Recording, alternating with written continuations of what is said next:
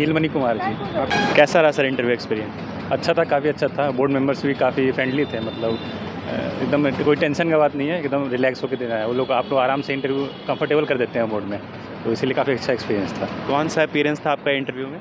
मेरा दूसरा एक्सपीरियंस है इंटरव्यू। अपीयरेंस हाँ जी। आप ऑलरेडी कहीं जॉब भी कर रहे हैं? नहीं, अभी तो जॉब नहीं कर रहा था। जॉब कर रहा था मैं आईटी सेक्टर में, लेकिन अभी अच्छा, तो आपने इंजीनियरिंग करी हुई है? हाँ जी, हाँ जी। जी, ग्रेजुएशन इंजीनियरिंग। हाँ जी, हाँ जी। ठीक। सबसे पहला सवाल क्या रहा सर जब आप बोर्ड में मेंबर के जब हॉल में इंटर किए?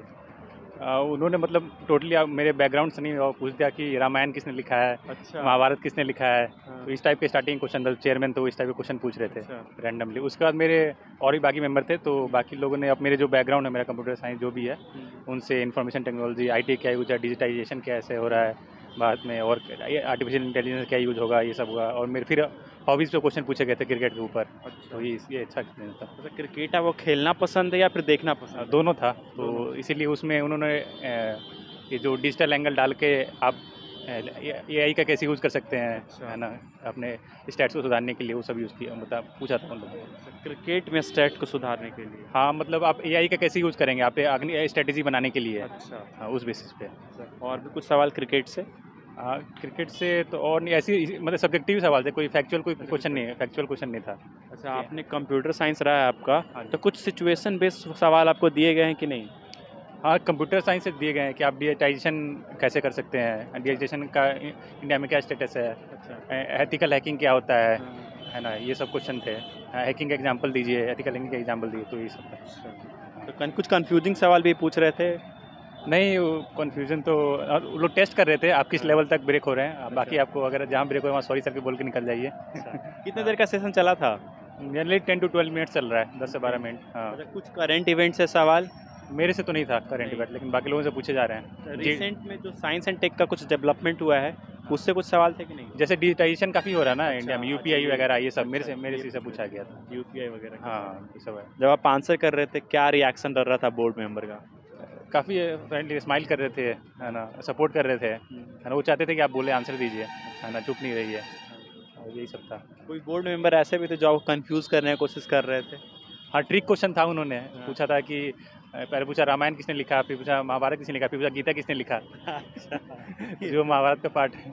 थोड़ा मज़ा भी आ रहा होगा इस हाँ। तरह के इंटरव्यू में। हाँ, तो इंटरैक्टिव वो था। इंटरैक्टिव। हाँ, मन कर और रहा था जहाँ अगर आप टेंशन में उस समय, तो बोले रिलैक्स हुई, इंटरव्यू एक इंटरैक्टिव सेशन है, इतना कोई वो नहीं है, टेंशन लेने की बात नहीं है। मन कर रहा था 5-6 मिनट और बैठ जाते हैं, थोड़ा सर से हाँ। बात कर लेते हैं। हाँ, लेकिन वो लिमिटेड टाइम है। हाँ, सब ये इतने ज़्यादा कैंडिडेट इस बार लिए जा रहे हैं एक दिन में, 200 बच्चे ऑलमोस्ट 192, तो इसीलिए दिक्कत है। आपके पोस्ट प्रेफ़रेंस से कुछ सवाल रहा था कि नहीं? नहीं, मेरे से तो नहीं था। नहीं रहा। मेरे से नहीं था। टैप रिलेटेड कुछ सवाल? नहीं, वो डिपेंड करता है कि आपका क्या है। अगर आपका बैकग्राउंड ही आपका ये है, तो उसी में 10 मिनट निकल जाता है। आपका अगर जॉब किए हुए हैं, तो उसी में निकल जाएगा।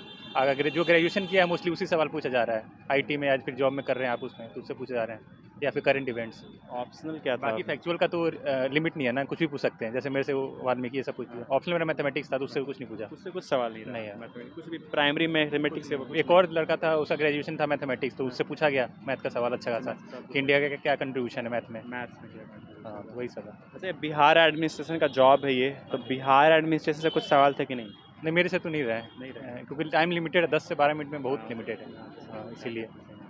ओके, ये आपका दूसरा बार अपीयरेंस है इंटरव्यू में। You can guide new candidate, हाँ जी, हाँ जी। थोड़ा गाइड कर दीजिए उनको कि how to prepare all those stuff. मतलब इंटरव्यू के लिए ना? हाँ, इंटरव्यू के लिए भी, और फिर इसके बाद बता दीजिएगा for the PT and mains. मतलब इंटरव्यू के लिए तो मेनली आपको करंट अफेयर्स पे फोकस रहना है, जो आपका newspaper daily day to day है, उस पर फोकस रहना है।